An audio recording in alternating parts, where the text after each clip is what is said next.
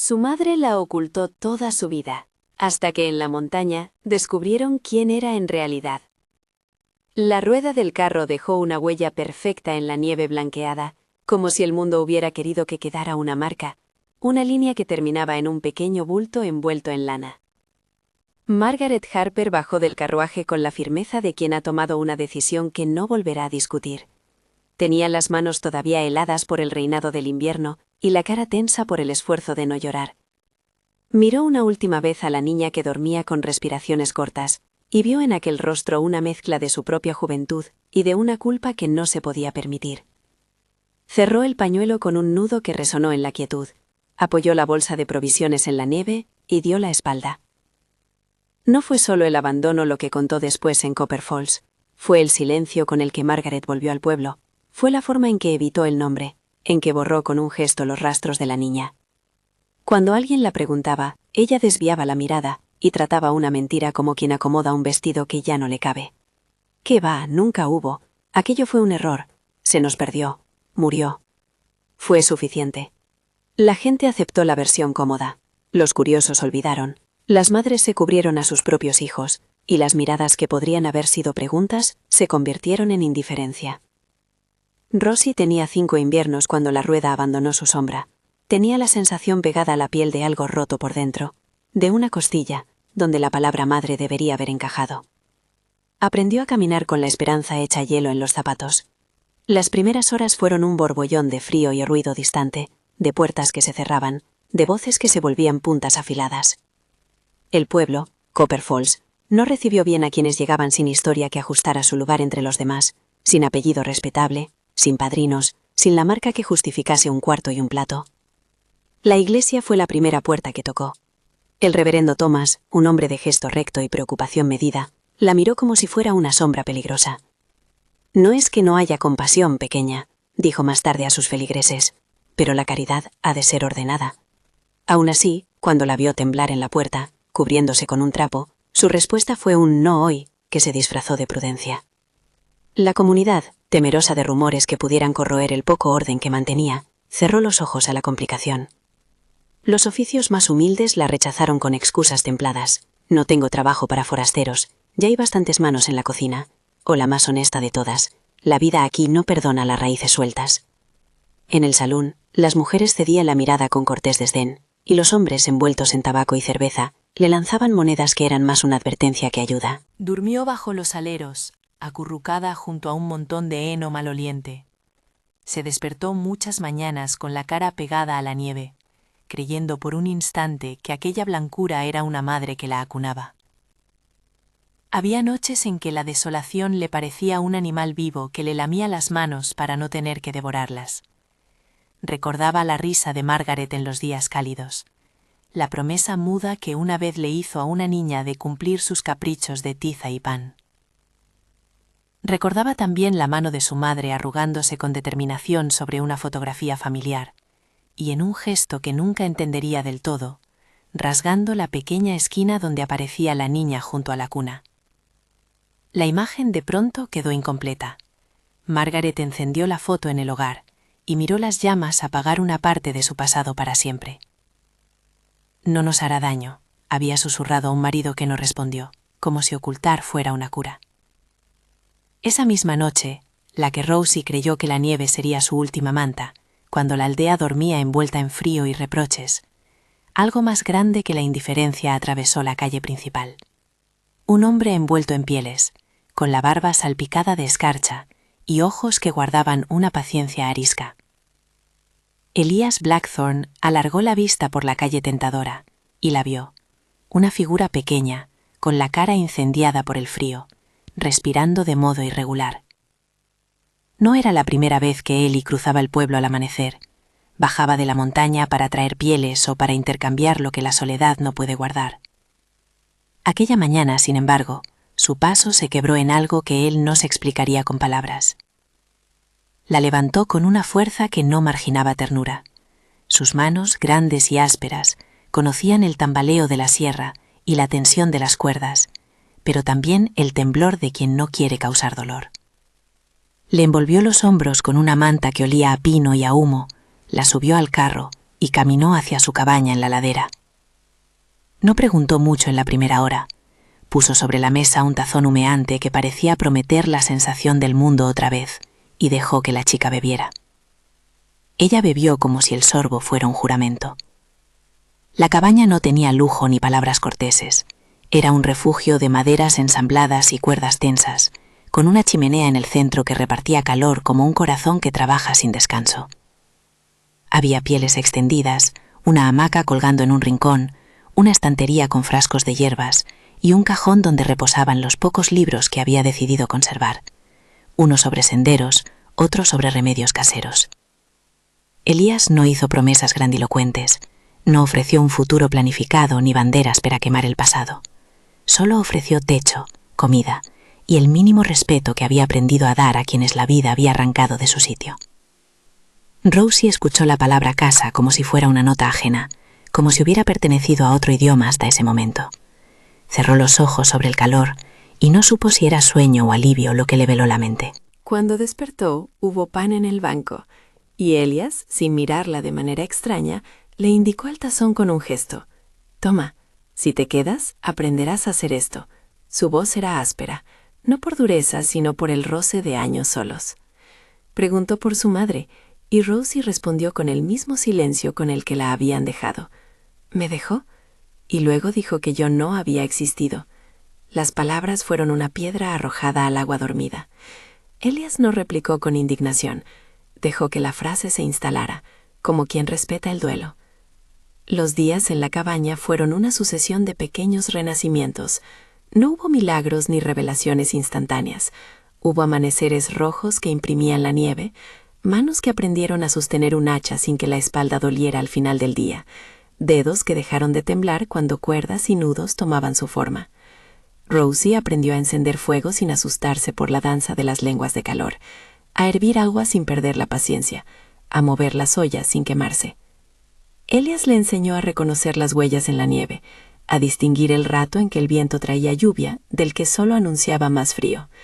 En esas lecciones, su cuerpo se recuperó y su mente descubrió una medida de paz que no conocía desde antes del abandono. No todo era trabajo.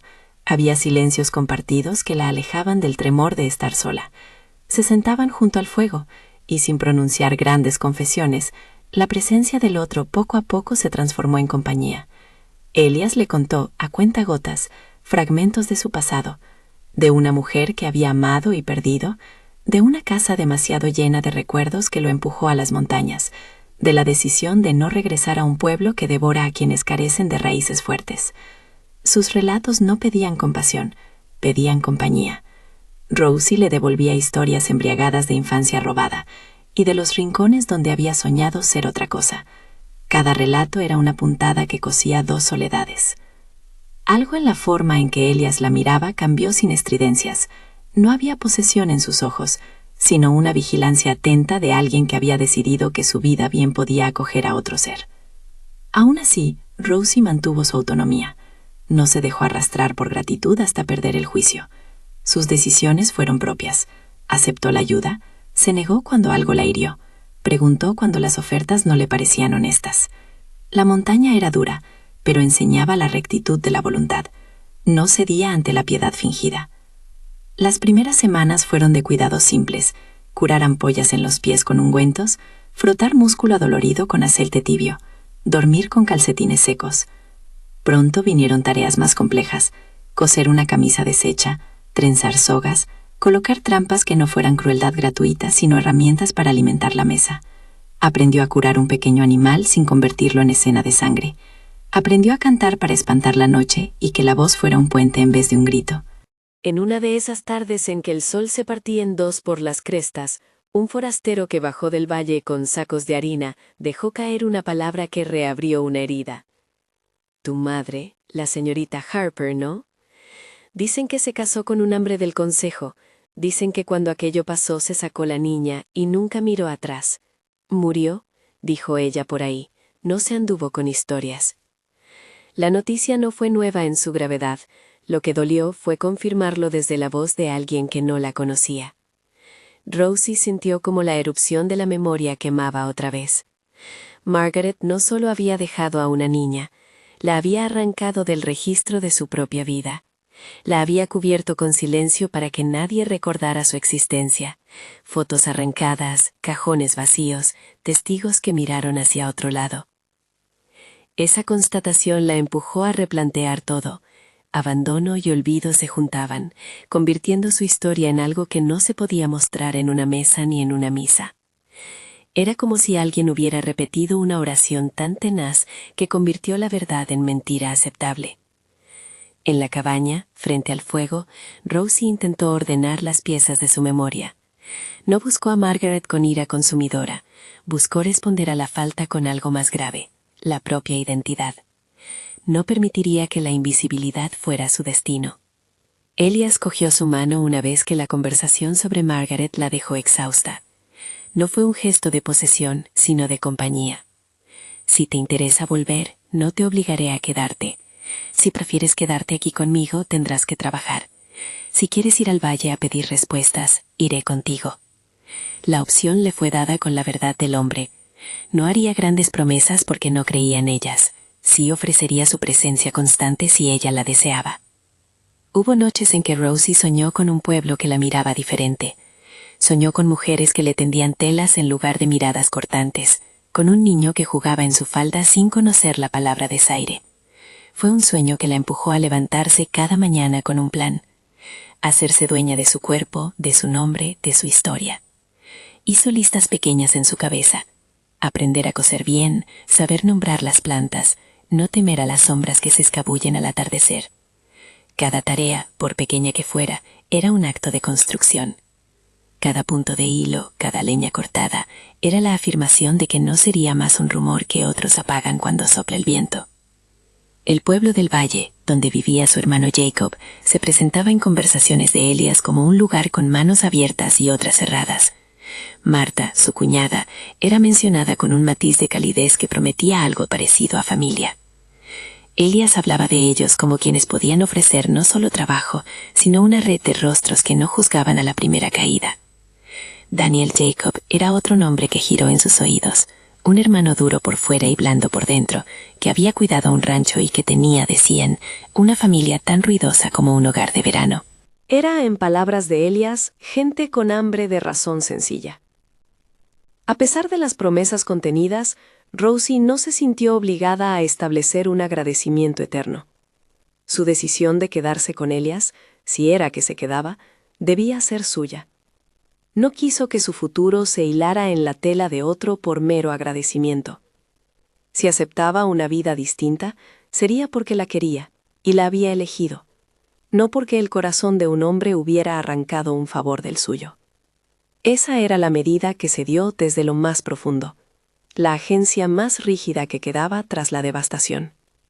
El tiempo en la cabaña transformó sus pensamientos en actos de pequeña dignidad. Fue cosiendo un guardapolvo con las manos callosas, pintó un pequeño tarro con las iniciales de la casa, ordenó los frascos de hierbas por olor y utilidad. La comunidad de la montaña era una comunidad tenue. No había vecinos inmediatos, pero sí la presencia de la tierra y de los cambios climáticos que obligaban a ser honestos. Allí no servían excusas elegantes. Un día, mientras Rosie lavaba una prenda en el cubo junto a la puerta, Elias llegó con algo en la mano, un pequeño recorte de papel envuelto en aceite.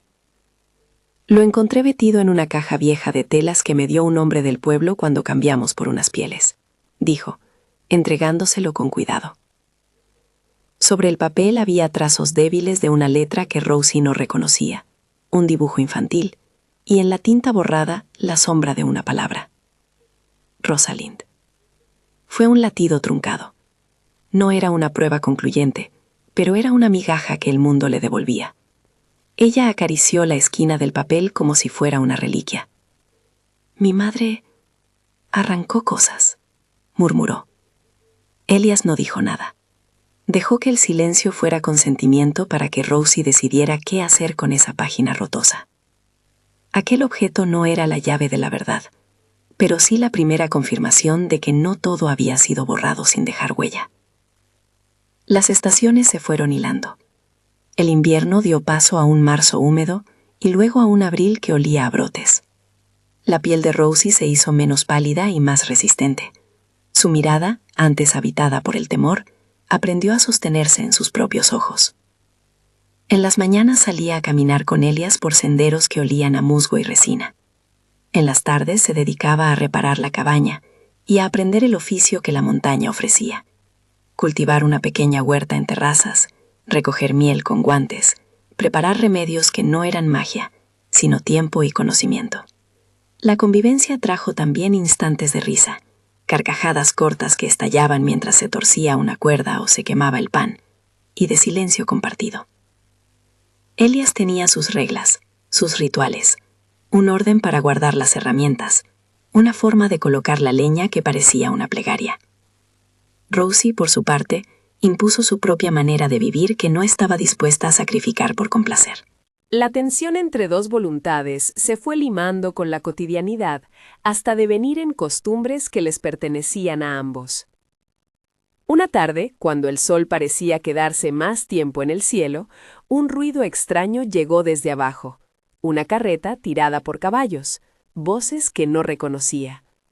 Elias frunció el ceño y miró hacia el valle. Alguien del pueblo, no era frecuente pero no imposible, subía para vender o pedir algo. Cuando los visitantes pasaron por la cabaña, la más joven de las mujeres que bajaba del carro clavó la vista en Rosie y, con una brusquedad que no obedecía a la curiosidad, preguntó en voz alta: ¿Esa chica no es la que desapareció la Harper? La frase, dicho en ese tono, era como un arma que rebota. Rosie sintió la sangre en las mejillas, una mezcla de miedo y rabia que aún olía a juventud.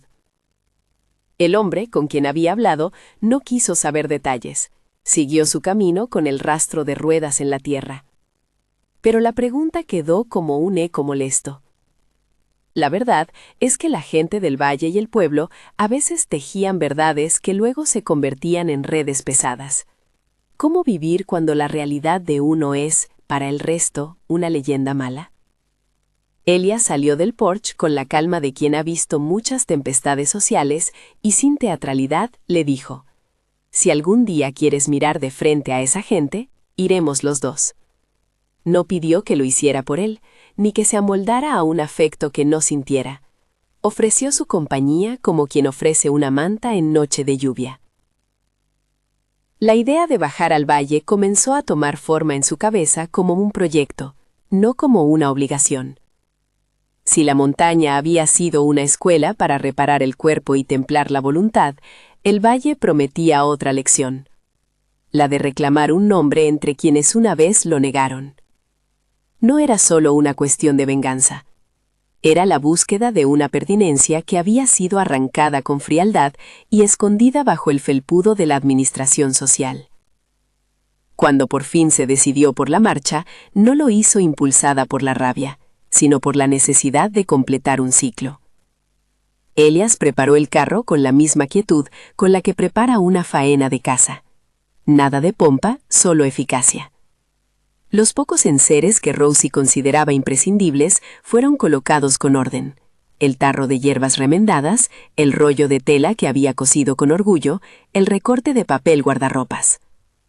Al subir, miró la cabaña una vez, con la sensación de que dejaba atrás una piel que la había protegido y la había formado. Allí habría siempre un fuego que podría prender de nuevo. Pero la marcha era necesaria. Mientras descendían, el paisaje fue mudando. Las cumbres que antes cerraban el horizonte se abrieron a praderas, y luego a casas dispersas, a campos de labur, a una carretera que olía a polvo y a historias rehechas. Rosie observaba el valle con cierta distancia, como quien examina un mundo ajeno con atención clínica. Iba con la decisión templada, con el temor medido y la esperanza en un lugar nuevo. No como un bálsamo inmediato, sino como una posibilidad de construcción. No llegaron a Copper Falls con fanfarrias. La carreta dejó huellas que el viento borraría al cabo de unas horas, pero la presencia de una joven con los ojos más firmes y el hombre que la acompañaba llamó la atención. Quienes recordaban la versión de Margaret miraron primero a Elias, por el músculo de su hombro, por la certeza tangible de que no venía a robar nada. Luego fijaron la vista en Rosie, midiendo su postura, su ropa remendada, la manera en que sostenía el peso del mundo sin quebrarse. Desde la distancia, Rosie vio un rostro que casi reconoció, una sombra en la puerta de una casa, una figura que se cubrió el rostro al percatarse de su presencia. No supo si era Margaret o una mujer parecida. Sintió un vértigo que la obligó a apretar la tela con firmeza. Se recordó a sí misma las listas que había hecho en la cabaña. Recordó las puntadas que habían vuelto más resistentes su mano y su cabeza. No permitiría que una sombra decidiera una vez más quién era. Ese encuentro era apenas una abertura, un umbral por cruzar. La gente del pueblo cuchicheaba. Algunos la miraban con curiosidad y otros con hostilidad manifiesta. El reverendo Thomas, que tantas veces la había rechazado, estaba en el umbral de la iglesia como un guardián de la tradición. Margaret, si era ella, se mantuvo en la casa, con la puerta entreabierta y la mirada que busca excusas en la corteza del árbol.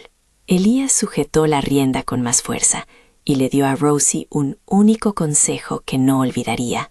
Habla con la verdad que tengas y no permitas que te la cambien. No busques su perdón, buscas tu lugar. Fue una frase que parecía sencilla, pero cargó con la urgencia de una brújula. Rosie asintió. Sabía que no habría gloria en la escena que venía. Sabía que la reivindicación pública no es la misma que la reparación íntima. Pero también sabía que había llegado el momento de dejar que la gente viera lo que Margaret había intentado ocultar, que ella existía, que no era rumor ni excusa, que era una mujer con manos, decisiones y dignidad. La marcha hacia la plaza principal del pueblo fue lenta. Los pasos resonaron en el empedrado, como si el pasado se diera golpes contra el presente. Rosie pasó por la sombra de comerciantes que la reconocieron de fugaz, por niños que la miraron con extrañeza, como si vieran a una figura de cuento asomando sin saber la moraleja. Ella mantuvo la postura firme, la mirada clara. No buscó venganza, buscó verdad. Justo antes de que la plaza se abriera como un escenario, una voz, no suya, sino la de Marta, que había llegado desde el rancho con Jacob, atravesó la multitud. ¿Quién cuidará de esa doncella si aquí la dejamos abandonada?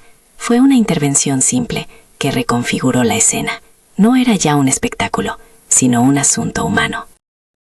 Y en ese instante, Rosie supo que la montaña y la cabaña no habían sido un final, sino el principio de un espacio donde su presencia sería contada con nombres y actos concretos.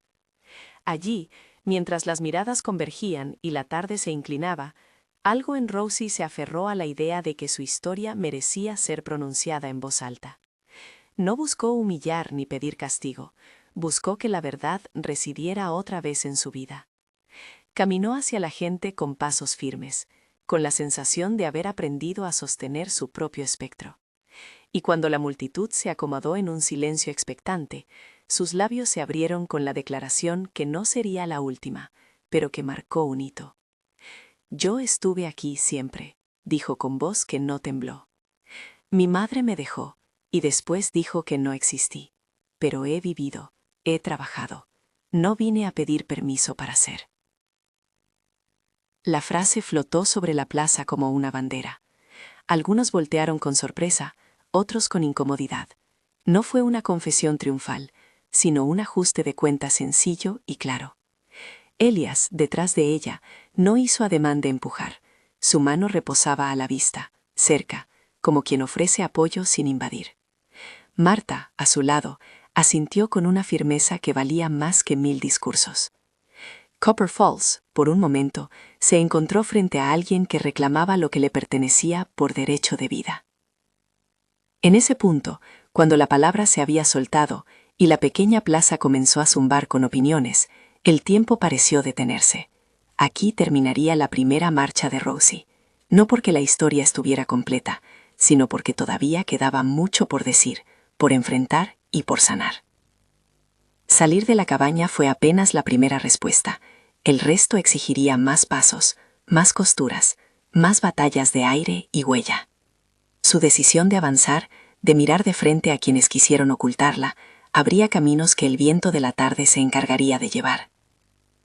Si esta historia te llega al corazón y te apetece seguir escuchando relatos como este, suscríbete para no perder las próximas entregas. El murmullo en la plaza no era solo curiosidad, era la primera capa de piedra que debía moverse para que la verdad de Rosie emergiera. Quedaban interrogantes. ¿Aparecería Margaret en carne y hueso, con excusas o con silencio? ¿Aceptarían los vecinos reparar el daño con algo más que gestos? ¿Qué parte de la identidad de Rosie le reclamaría a la montaña y cuál le pediría a la ciudad? Mientras la tarde se desgranaba y la gente volvía a ocuparse de sus asuntos, las sombras se alargaron y Rosie respiró como quien se prepara para una larga jornada. Sabía que la batalla más difícil no era la de probar que había existido, sino la de restituir su sentido de valía frente a quienes la habían cambiado por una mentira. Tenía, sin embargo, una certeza edificante. Ya no estaba sola. Elias era un nombre que la sostenía, Marta y Jacob eran manos tendidas, y la montaña había enseñado la dureza necesaria para resistir. La historia seguía. La carretera que subía de nuevo a la cabaña quedaba marcada por ruedas y botas. La vida que la esperaba no prometía redenciones rápidas. Pero entre la nieve que se derrite y la tierra que se abre, Rosie descubrió algo esencial. Nadie puede ocultar para siempre aquello que respira con voluntad propia. Y en esa certeza, el bosque, el fuego y una pequeña comunidad en las alturas formaban un tribunal de testigos que, lentamente, comenzarían a hablar. La tarde se enfrió mientras la plaza volvía a su rumor de siempre, pero algo en el aire había cambiado. La palabra de Rosie había abierto una rendija por la que se colaban otras verdades. No fue solo su voz la que quedó suspendida, fueron los silencios que hasta entonces habían cubierto a la gente. La montaña estaba allí, en la forma de los hombres y mujeres que habían visto cómo la fragilidad se templaba, y algunos de ellos no tardaron en ocupar el vacío del asombro. Marta fue la primera en moverse. No era de grandes discursos, pero tenía una capacidad de actuar que hacía más ruido que cualquier sermón. Caminó hasta el centro de la plaza con esa sujeción práctica que la definía. Llevaba un mandil con marcas de harina, las manos curtidas por ordeñar y abrir candados, y en los ojos la decisión que cuantos la conocían ya esperaban. Detrás de ella iban Jacob y un par de niños del rancio que la miraban como quien contempla a una heroína doméstica. Marta habló sin teatralidades. Aseguró que Rosie había trabajado en el rancho, que había sido capaz, honesta y constante. Dijo, con la simple certeza de quien cuenta lo que ha visto, que la mujer ante el pueblo no era una sombra, sino una persona completa. Sus palabras eran pruebas hechas de hechos. La vi coser una arela, sacó la leche sin romper los jarros, contó monedas y devolvió cambio. Esta muchacha no necesita un epitafio, necesita un nombre.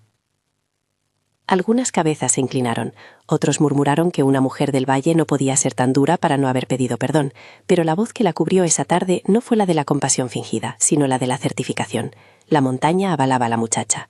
Un hombre, uno de los que solían descender con pieles, recordó la historia del recorte de papel, cómo un viejo le había entregado una caja con telas y cómo un trozo de infancia se le había quedado entre las manos. Otro informó que en la posada del Paso de la Sierra, un señor había oído a Margaret decir que la niña no sobrevivió y que aquel rumor había corrido como pólvora. La plaza, poco a poco, dejó de ser escenario para volver a ser un lugar de hechos. La presencia de testigos fue crucial.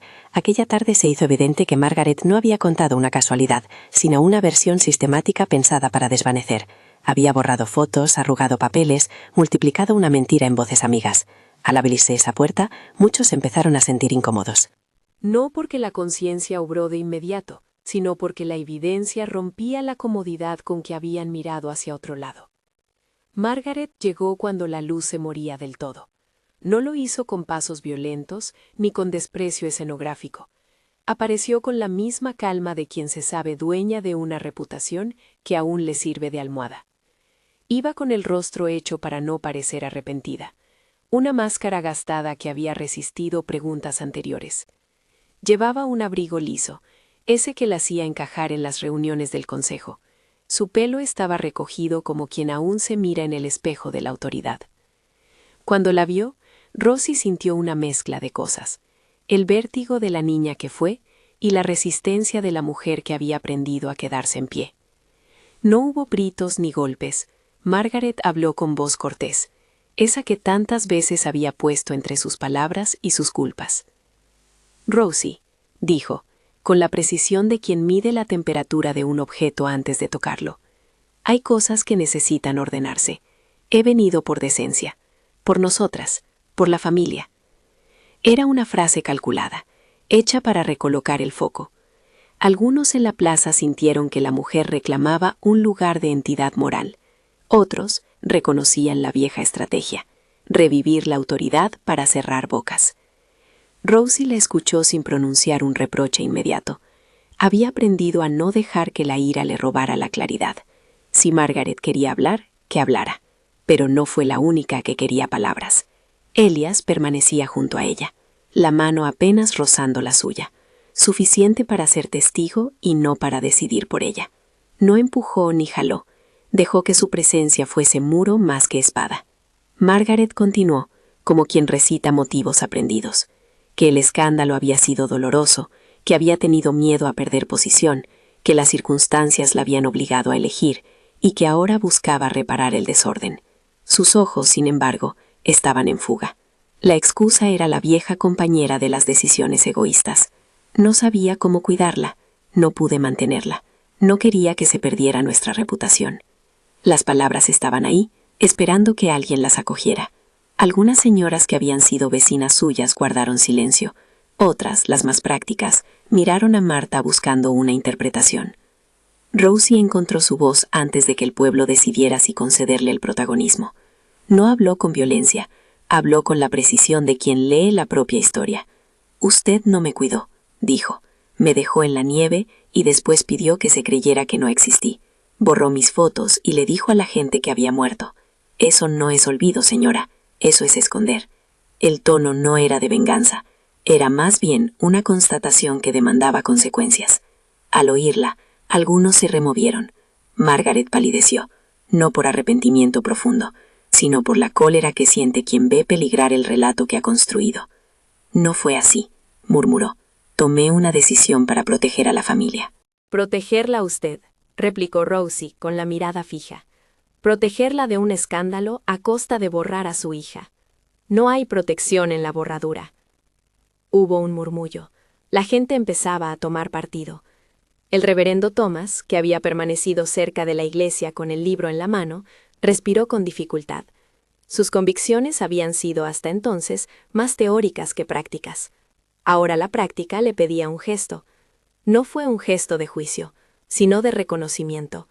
Cruzó hasta el centro, se detuvo unos pasos y dijo, con la voz algo quebrada: «En el pasado pude evitar la complicación. En mi temor, cerré una puerta que debía estar abierta. No puedo cambiar lo que hicieron mis manos, pero puedo escuchar la verdad ahora». Que el reverendo hablara así fue como que una llave oxidada girara en la cerradura. Para algunos fue sorprendente, para otros esperado. Lo cierto es que la figura que representaba la regla moral reconoció un fallo.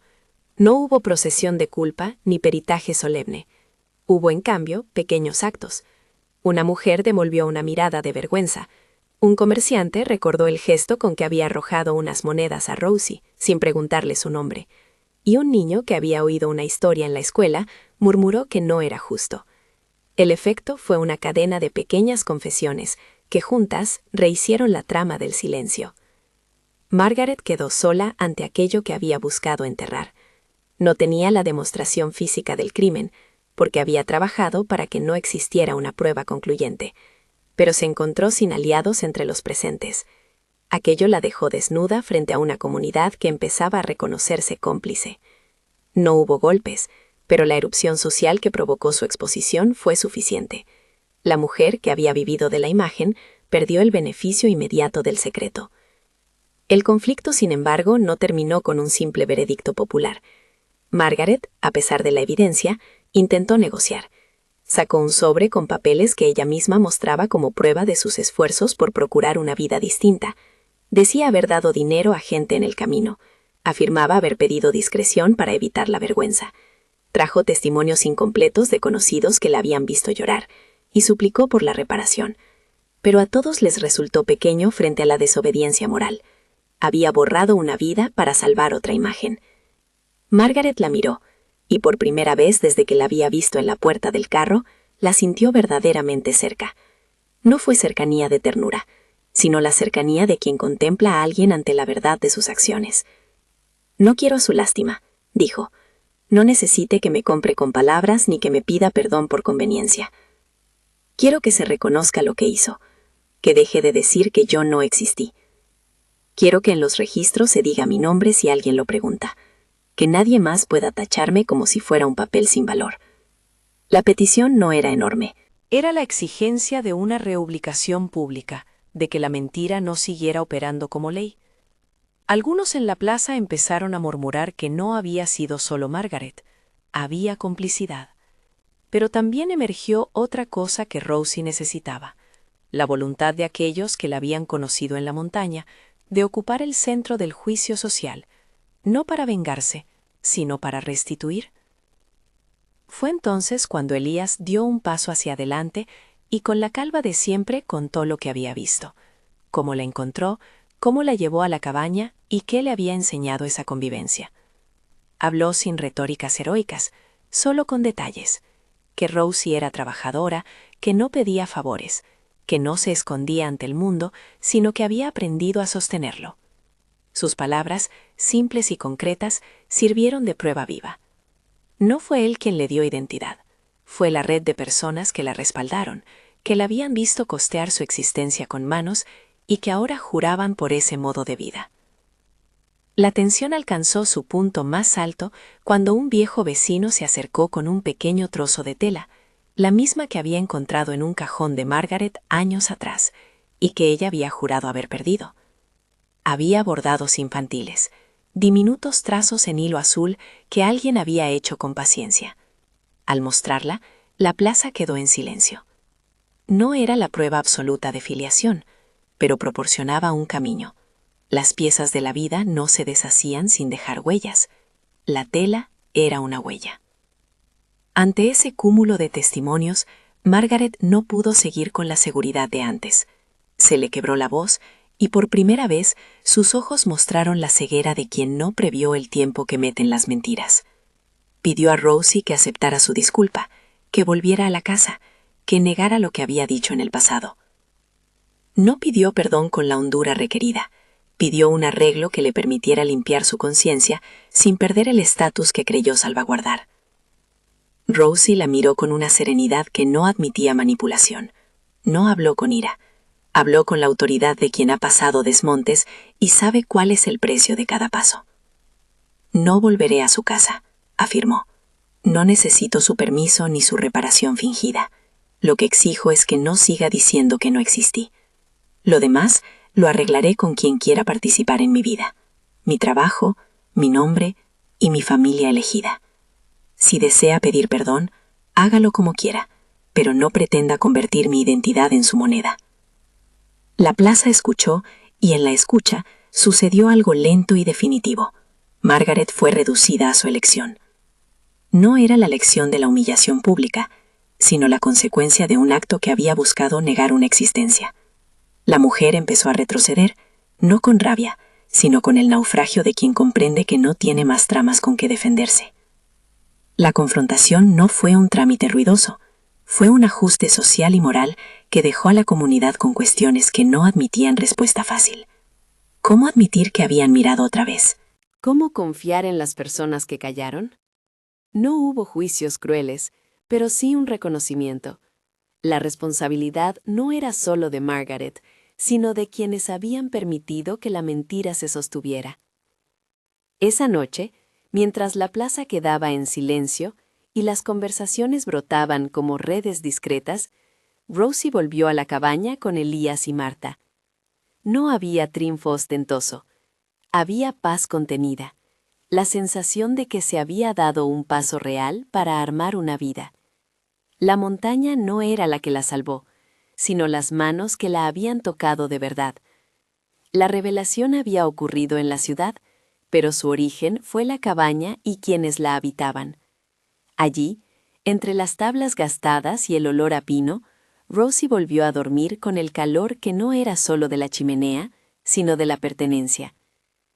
Los días siguientes trajeron tareas y también la necesidad de reconstruir la rutina en la plaza de Copper Falls. No fue una titánica reconstrucción.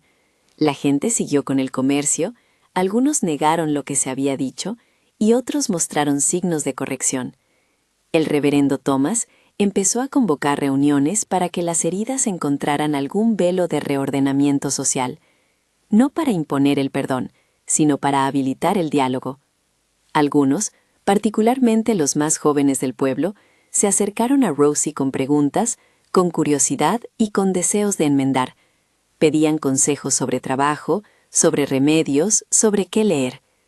Ella contestaba con esa generosidad que no nace de la obligación, sino del corazón que ha decidido no enquistarse en la amargura. En el rancho, la aceptación fue más práctica que simbólica. Jacob, el hermano de Elías, ofreció emplearla con una justicia directa. Necesitamos manos. Si te quedas, te pagaré como a cualquiera. Fue una invitación que no venía con favores. Rosie aceptó trabajar, no por caridad, sino por la dignidad del oficio. Marta enseñó a cocinar grandes ollas para la temporada de cosecha y a coordinar la mesa para días de faena.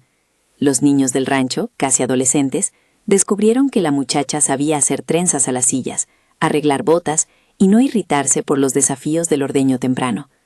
Con el paso de los meses y con la insistencia de un trabajo honesto, la gente empezó a ver a Rosie no como la niña de un rumor, sino como una mujer que cumplía horarios, que reclamaba salario, que emitía juicios firmes sobre la siembra. Si la montaña le había enseñado cómo sostener un hacha, el valle la hizo ver que podía sostener a una comunidad en pequeños gestos, repartir pan, curar una herida con calma, acallar una disputa con sentido común. El afecto entre ella y Elías se transformó con la misma lentitud de las estaciones. No fue una combustión violenta ni una pasión que borrara la experiencia previa. Fue un acercamiento de dos generaciones que encontraron en la compañía una posibilidad mutua. Elías, el hombre que había perdido antes, aprendió a confiar de nuevo en la convivencia. Contó su vida con menos secretos y Rosie le devolvió historias que le hicieron reír. No hubo plan de boda que se fabricara en la noche. Hubo, día a día, pequeñas decisiones compartidas. Arreglar juntos una valla, plantar un árbol, decidir quién haría las compras para la despensa. La propuesta llegó, como todo lo demás en su relación, con naturalidad y sin pompa. No fue una rodilla en tierra ni un amillo proclamado como trofeo. Fue en una tarde templada, cuando el sol pegaba con un calor que prometía verano. Ambos habían terminado de reparar un alambrado y estaban sentados en un tronco, con el polvo de la tarea en las manos y la respiración templada. Elías miró a Rosie y sin grandes palabras le ofreció un gesto de alianza. «Quédate, quiero que construyamos la casa juntos. No porque te salve, sino porque quiero que lo que hagamos sea común». La petición era un ofrecimiento de vida, no de rescate. Rosie lo escuchó, pensó en las puntadas con que había rehecho su vida y respondió con la claridad que la había guiado desde la cabaña. «Me quedo porque lo quiero, no por deuda». El matrimonio fue una celebración sobria en la que la comunidad del valle y algunos vecinos de Copper Falls participaron con platos, con canciones y con la sencillez que concilia la vida rústica. El reverendo Thomas aceptó oficiar, no como un espectáculo religioso, sino como un sello social que ambos respetaban. Marta cosió un delantal limpio que Rosie usaría en la fiesta. Jacob decoró la mesa con flores silvestres. En esa jornada no hubo lentejuela ni lujo. Hubo pan compartido, risas que se escapaban por entre las sillas y niños que corrían con cintas de colores. La boda fue, sobre todo, el reconocimiento de una familia elegida que ya existía desde antes de la ceremonia. El paso del tiempo trajo una normalidad que no era indiferente a la historia del pasado. Copper Falls no se transformó por completo, algunas miradas seguían duras y algunos comentarios continuaban en tabernas. Pero la presencia visible de Rosie, su trabajo reconocido y la protección silenciosa de personas de la montaña y del rancho fueron desarmando la versión de invisibilidad que Margaret había querido imponer. La vida cotidiana fue en ese sentido la verdadera restitución. la repetición de gestos que confirmaban una identidad. Hubo inevitablemente días en que aquello que había sucedido volvió a asomar. A veces una carta sin remitente aparecía en la puerta con palabras amargas. Otras veces alguien señalaba el pasado de Margaret como excusa para murmurar. Rosie aprendió a poner límites. Respondía con hechos y no con gritos. Si alguien quería hablar de su pasado, ella ofrecía la información justa y proponía seguir adelante. Había aprendido la virtud del silencio protector y la herramienta de la conversación centrada.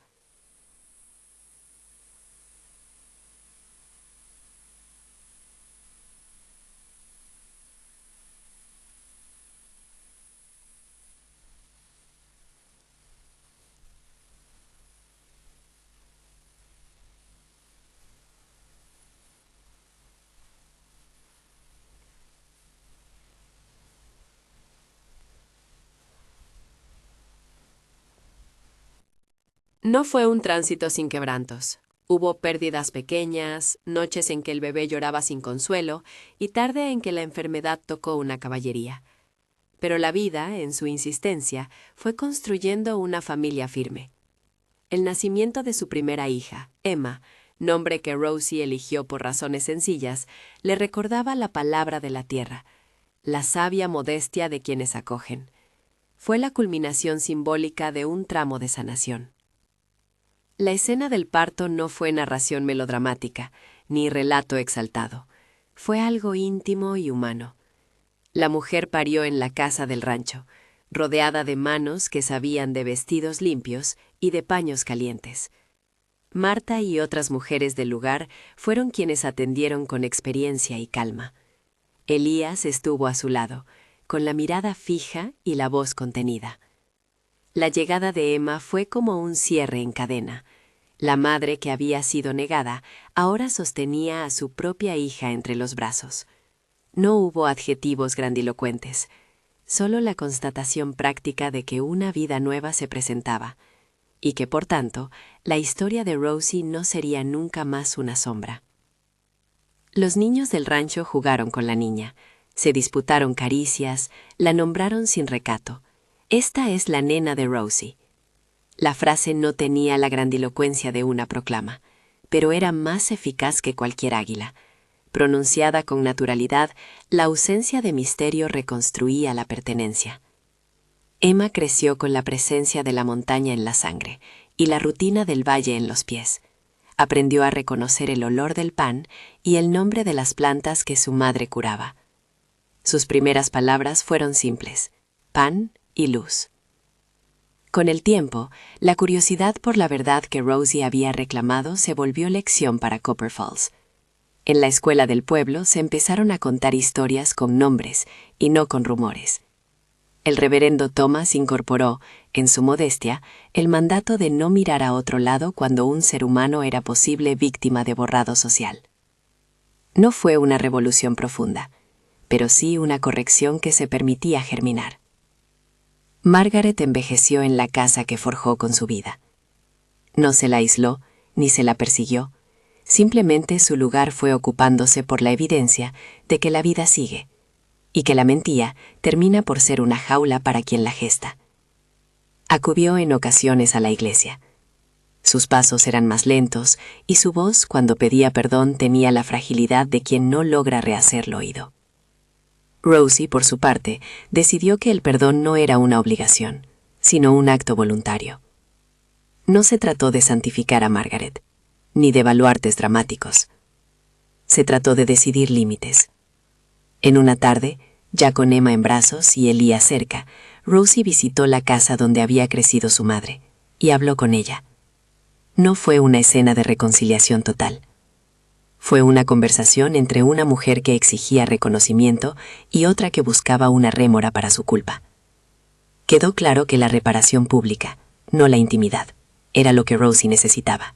Margaret lo ofreció con gestos torpes y palabras tibias, que Rosie aceptó sin fingimiento, un gesto para cerrar un capítulo privado. Los años continuaron llenos de días normales.